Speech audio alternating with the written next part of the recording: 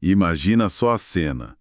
Uma enfermeira, talvez numa UTI neonatal, e ela se depara com uma situação clínica bem complexa. Ela sabe que existem, sei lá, centenas, talvez milhares de artigos de pesquisa sobre aquele assunto. Como é que ela, no meio de um turno super corrido, vai encontrar a melhor resposta, a mais atual, a mais confiável, para ajudar aquele bebê? É para resolver esse dilema que existe um conceito que a nossa fonte de hoje explora bem a fundo, a chamada prática baseada em evidências. Exato. E essa prática baseada em evidências, ou PBE, como o artigo de Mendes, Silveira e Galvão explica pra gente, vai muito, mas muito além de, simplesmente ler um artigo científico. É uma abordagem que se apoia, num tripé. Um tripé? Isso. De um lado, você tem a melhor e mais recente evidência científica. Do outro, a competência, o julgamento clínico do profissional. A parte humana da coisa. Exatamente. E na base de tudo isso, os valores e as preferências do paciente e da família dele. O objetivo final é tomar uma decisão que funcione, que tenha qualidade e, claro, que use os recursos de um jeito inteligente. E para conseguir colocar essa PBE em prática, para de fato conseguir usar o melhor da ciência, precisa ter um método, né? Um jeito de organizar e dar sentido a essa montanha de informação. E é aí que o artigo que a gente está analisando hoje entra. Ele nos apresenta uma ferramenta que se propõe a ser essa ponte, a revisão integrativa da literatura. A nossa missão aqui hoje vai ser desvendar não só o que é esse método, como ele funciona, mas porque ele pode ser um verdadeiro divisor de águas, principalmente na realidade da saúde aqui no Brasil. Ok, então vamos começar pelo básico. A fonte já logo de cara faz uma distinção bem importante entre dois tipos de revisão, a sistemática e a integrativa. Para quem já é da área da saúde, a revisão sistemática é quase uma celebridade, né? Principalmente por causa da colaboração Cochrane. Sim, total. Ela parece ser, o patrão ouro. Foca em ensaios clínicos randomizados, usa métodos estatísticos super rigorosos. Sim, a revisão sistemática é, de fato, muito poderosa. Ela busca responder a perguntas bem específicas, geralmente sobre a eficácia de uma intervenção. Tipo, o medicamento A é melhor que o placebo para tratar condição X. Ela foi toda desenhada para ser o mais livre de viés possível, sabe? Buscando uma evidência muito forte, muito quantitativa. Certo. Ela é precisa, quase cirúrgica. Mas o artigo coloca a revisão integrativa como algo diferente. Ele diz que é o método mais amplo de revisão. O que isso quer dizer na prática? Essa amplitude toda não pode acabar virando um problema.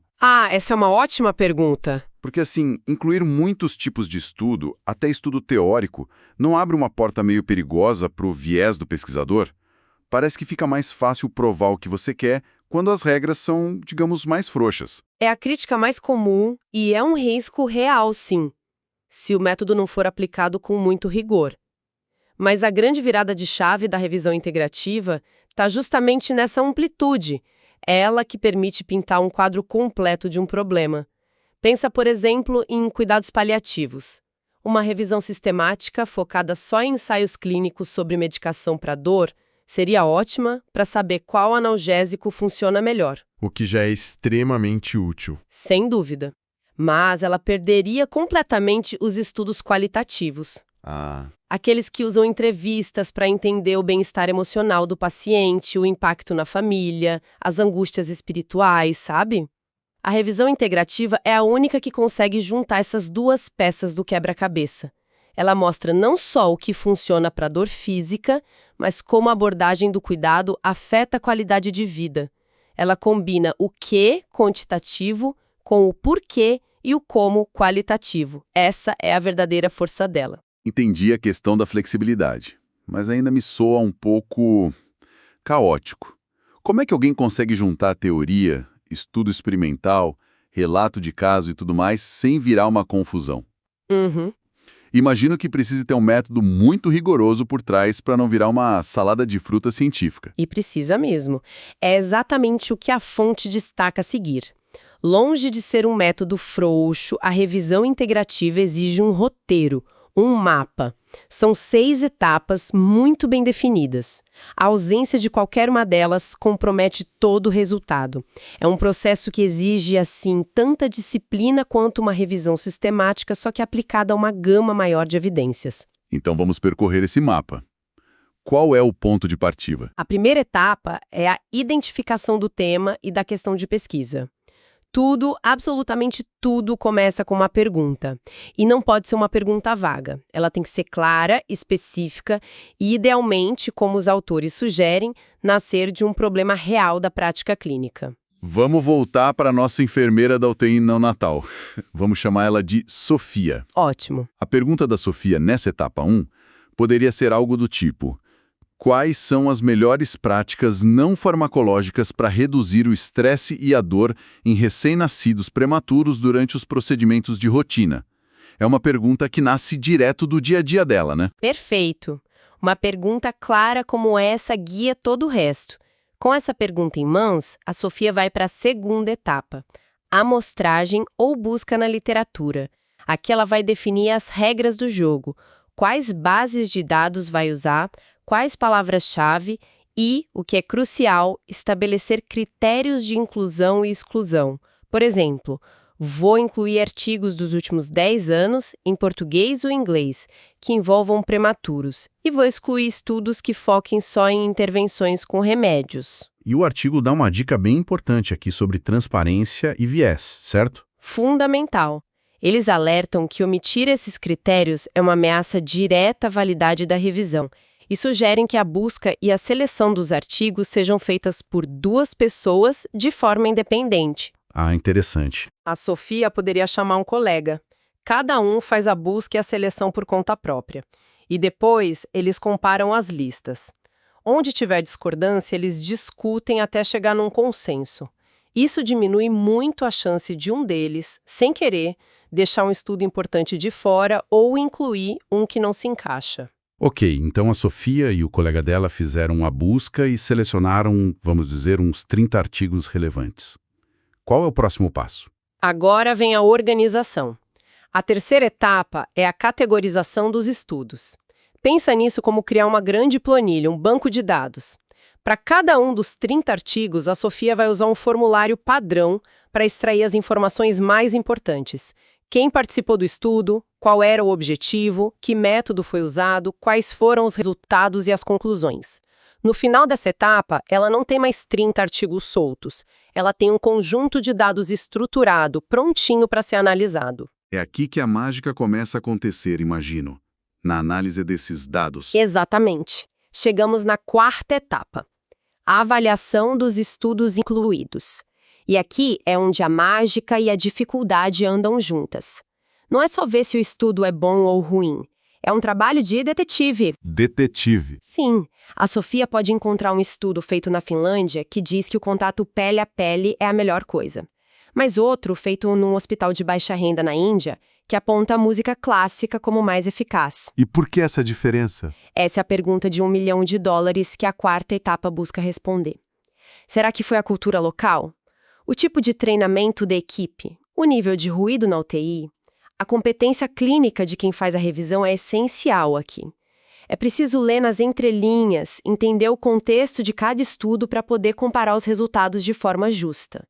É isso que separa uma revisão de excelência de uma simples lista de resumos. Depois de todo esse trabalho de detetive, chegamos ao momento de juntar as peças. Aquele momento do então, o que tudo isso significa? Essa é a pergunta da quinta etapa, a interpretação dos resultados. A Sofia vai olhar para o banco de dados dela, para as análises, e começar a identificar padrões. Ela vai comparar os achados dos 30 artigos com o que já se sabe na teoria e pode concluir, por exemplo, que a maioria dos estudos de alta qualidade aponta que a combinação de contato pele a pele com sons de baixa frequência reduz os marcadores de estresse em prematuros em mais de 50%. E é aqui também que ela identifica as lacunas. Olha, nenhum estudo avaliou o impacto disso no tempo de internação. Precisamos de mais pesquisa sobre isso. E, por fim, o trabalho todo precisa ser comunicado. Sim, a sexta e última etapa, a apresentação da revisão, A síntese do conhecimento. É o produto final, um documento claro, completo e, acima de tudo, transparente. A Sofia precisa descrever em detalhes cada passo que ela deu, desde a pergunta inicial até as conclusões. Isso permite que outros profissionais leiam, avaliem o rigor do trabalho dela e decidam se confiam nos resultados para aplicar na sua própria prática. É essa síntese que tem o potencial de impactar não só o Hospital da Sofia, mas muitos outros. Esse processo de 6 passos deixa tudo bem mais claro. Mas vamos trazer essa discussão para a nossa realidade. O artigo foca bastante na importância desse método para o cenário brasileiro. Ele menciona algumas barreiras que os profissionais de enfermagem, por exemplo, enfrentam por aqui. Sim, e são barreiras muito concretas.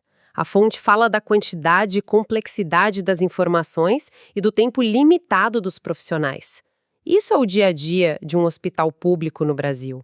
A enfermeira Sofia não tem uma tarde livre na semana para ir à biblioteca. Ela tem uma carga de trabalho imensa. Exato. E essa falta de preparo para investigar que a fonte menciona, não é também, em grande parte, uma falta de tempo e de incentivo da instituição? Sem dúvida alguma. E é por isso que a revisão integrativa se torna tão estratégica aqui. Ela não resolve a falta de tempo, mas ela otimiza o tempo que existe. A Sofia, sozinha, talvez nunca consiga ler 50 artigos sobre o estresse em prematuros. Mas um grupo de pesquisa de uma universidade federal ou um programa de residência pode se dedicar a produzir uma única revisão integrativa de alta qualidade sobre o tema. E esse documento único serviria de guia para milhares de outras Sofias pelo país. É uma ferramenta de escala. Exatamente. É uma forma de democratizar o acesso à melhor evidência disponível. E os benefícios, como o artigo aponta, são múltiplos. O profissional se sente mais qualificado, mais seguro, o paciente, obviamente, recebe um cuidado melhor e a própria instituição ganha porque uma prática baseada em evidências muitas vezes leva à otimização de recursos, evitando procedimentos que são desnecessários ou ineficazes. Isso muda toda a lógica da tomada de decisão. Sai de um modelo baseado só na tradição ou na minha experiência pessoal para um modelo que integra a experiência com saber crítico, coletivo e sempre atualizado. Perfeitamente colocado. A revisão integrativa empodera o profissional que está ali na ponta. Ela fornece um caminho conciso, um filtro para todo esse ruído de informação e entrega o que realmente importa para a decisão clínica. Ela constrói aquela ponte que a gente mencionou no início, sabe? Uma ponte sólida e confiável entre o universo da pesquisa e o leito do paciente. Fica bem claro, depois dessa nossa análise, que a revisão integrativa está longe de ser só um exercício acadêmico.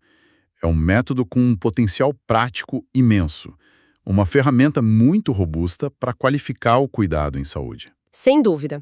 Ela cumpre uma dupla função que é essencial. Ao mesmo tempo que sintetiza o conhecimento que a gente já tem, tornando ele acessível e aplicável, ela também joga uma luz sobre o que a gente ainda não sabe. Ela aponta as lacunas e direciona as futuras pesquisas. É um ciclo virtuoso de geração, aplicação e aperfeiçoamento do conhecimento. O artigo foca de uma forma muito clara nos enormes benefícios desse método para os profissionais, para os pesquisadores, enfim, para quem está dentro do sistema de saúde. Sim, o foco é em como os especialistas podem usar essa ferramenta para conversar melhor entre si e com a prática clínica, o que, pensando bem, levanta uma questão interessante. Se esse método é tão poderoso para sintetizar informações complexas para especialistas, como os princípios de uma revisão integrativa poderiam ser adaptados para comunicar essas mesmas informações diretamente ao público, aos pacientes? O que seria necessário para criar uma espécie de síntese de evidências para o cidadão sobre, sei lá, diabetes ou vacinação? E qual seria o impacto de capacitar as pessoas com esse nível de informação para que elas participassem de forma mais ativa, mais informada das decisões sobre a própria saúde?